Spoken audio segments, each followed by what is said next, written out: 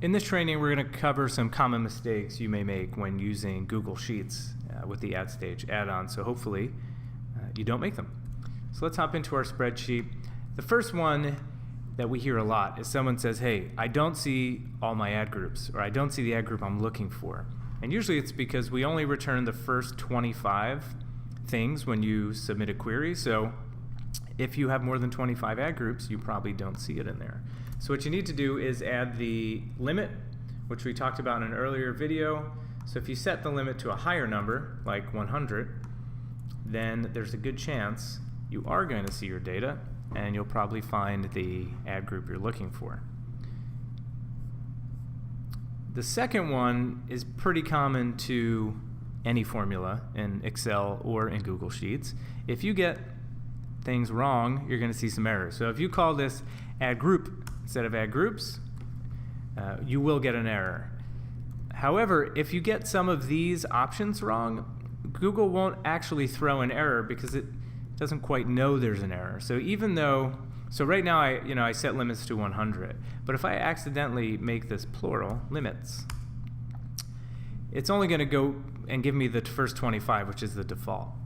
So I'm not entirely clear that this had an issue. So you always want to spot check and make sure you see the data you expect.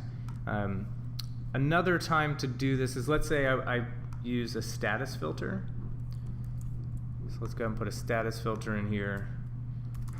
And I want to do all active or whatever status. I'm going to spot check my data to make sure I'm seeing what I get. So in this case, I might add the column status just to make sure I'm actually getting only active status back. And the last comes down to kind of accessibility of the data.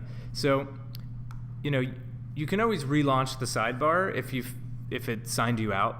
So that's one thing. Every now and then you might get signed out, or you're in AdStage separately and you get signed out. So sometimes you just have to relaunch.